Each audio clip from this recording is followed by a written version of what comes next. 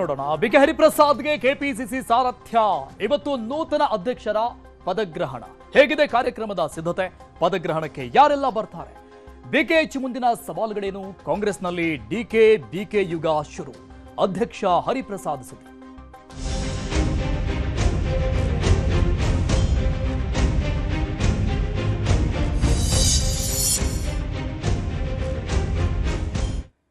ಇವತ್ತಿನಿಂದ ಕಾಂಗ್ರೆಸ್ನಲ್ಲಿ DK BK ಯುಗ ಆರಂಭ ಆಗ್ತಾ ಇದೆ. ಕೆಪಿಸಿಸಿಯ ನೂತನ ಅಧ್ಯಕ್ಷರಾಗಿ ಬಿಕೆ ಹರಿಪ್ರಸಾದ್ ಪದಗ್ರಹಣವನ್ನ ಮಾಡಲಿದ್ದಾರೆ. ಇವತ್ತು ಅರಮನೆ ಮೈದಾನದಲ್ಲಿ ಪದಗ್ರಹಣದ ಕಾರ್ಯಕ್ರಮಕ್ಕೆ ಎಲ್ಲ ಭರಪೂರ ಸಿದ್ಧತೆಗಳಿಗಾಗಲೇ ಆಗಿದೆ.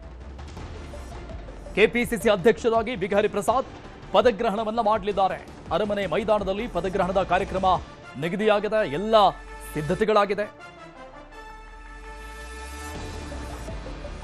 ಇನ್ನು ಆಯೋಜನೆ ನಿಕಟಪೂರ್ವ ಅಧ್ಯಕ್ಷ ಡಿಕೆಶಿಯಿಂದ ಅಧಿಕಾರ ಹಸ್ತಾಂತರವನ್ನು ಮಾಡಲಾಗುತ್ತೆ.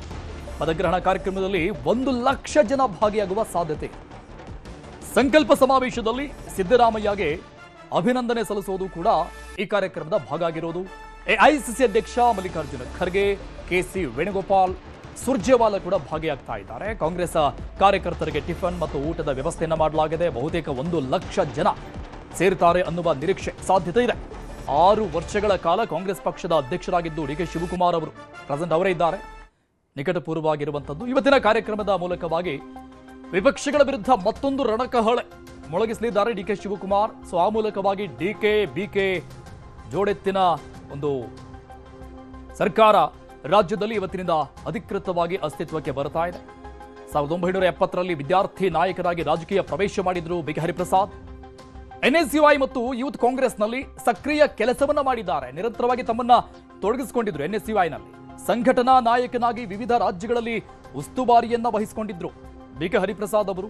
ಇನ್ನು ಎಐಸಿಸಿ ಪ್ರಧಾನ ಕಾರ್ಯದರ್ಶಿಯಾಗಿ ಕೂಡ ಕೆಲಸ ಮಾಡಿದ್ದಾರೆ. ಇದೆಲ್ಲದಕ್ಕಿಂತ ಹೆಚ್ಚಾಗಿ ಅವರು ಪಕ್ಷ ನಿಷ್ಠ ಅಂತ ಕರೆಸಿಕೊಂಡಿದ್ದಾರೆ. 4 ಬಾರಿ ರಾಜ್ಯಸಭಾ ಸದಸ್ಯರಾಗಿದ್ರು. ಅನುಭವ ಅವರಿಗಿದೆ. 2020ರಿಂದ ಪರಿಷತ್ ಸದಸ್ಯರಾಗಿ ಅಂದ್ರೆ MLC ಆಗಿ ಸೇವೆಯನ್ನ ಸಲ್ಲಿಸ್ತಾ ಇದ್ದಾರೆ. ಈಗ ಮತ್ತೆ ಅವರು ಮರು ಆಯ್ಕೆಯಾಗಿದ್ದಾರೆ. ಹೈಕಮಾಂಡ್ ಮಟ್ಟದ ಪ್ರಭಾವಿ ನಾಯಕ ಅಂತ ಗುರುತಿಸಿಕೊಂಡಿದ್ದಾರೆ.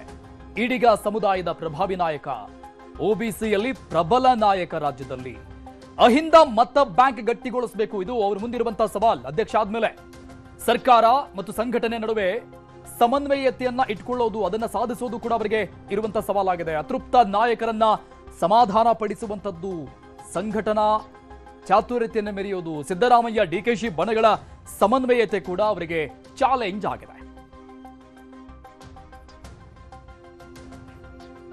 ವಿಶ್ವದಾದ್ಯಂತ 12ನೇ ಯೋಗ ದಿನಾಚರಣೆ. ಕೋಲ್ಕತ್ತಾದಲ್ಲಿ ಪ್ರಧಾನಿ ಮೋದಿ ಯೋಗ ಮಹತ್ವದ ಸಂದೇಶ ಕೊಟ್ಟ ನಮೋ ಯೋಗ ಸುದ್ದಿ.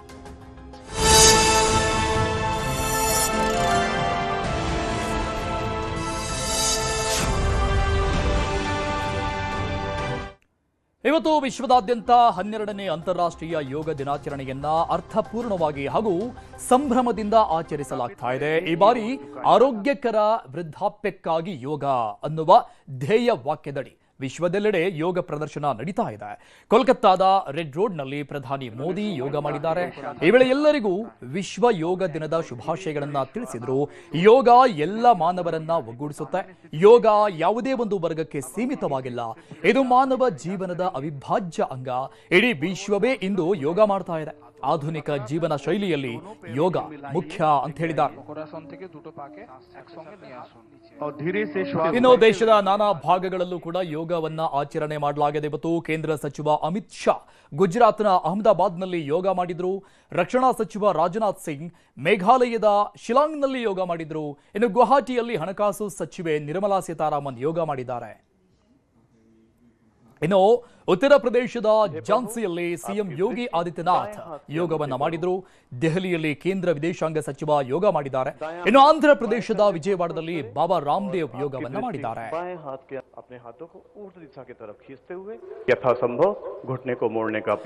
ಇನ್ನು ಅಂತಾರಾಷ್ಟ್ರೀಯ ಯೋಗ ದಿನ ಹಿನ್ನೆಲೆಯಲ್ಲಿ ಹರಿಯಾಣದ ಗುರುಗ್ರಾಮದಲ್ಲಿ ಬಾಲಿವುಡ್ ನಟಿ ಶಿಲ್ಪಾ ಶೆಟ್ಟಿ ಹಾಗೂ ನೀರಜ್ ಚೋಪ್ರಾ ಯೋಗ ಮಾಡಿದ್ದಾರೆ. ಇತ ದೆಹಲಿಯ ಜವಾಹರ್ಲಾಲ್ ನೆಹರು ಸ್ಟೇಡಿಯಂನಲ್ಲಿ ಬಾಲಿವುಡ್ ನಟ ಅಕ್ಷಯ್ ಕುಮಾರ್ ಯೋಗಾಸನವನ್ನ ಮಾಡಿದ್ದಾರೆ.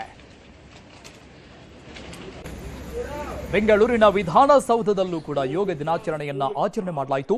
ಮೈಸೂರು, ಬೆಳಗಾವಿ, ಮಂಗಳೂರು, ತುಮಕೂರು ಹಾಗೂ ಗದಗದಲ್ಲೂ ಕೂಡ ಯೋಗ ದಿನವನ್ನ ಆಚರಣೆ ಮಾಡಲಾಯಿತು.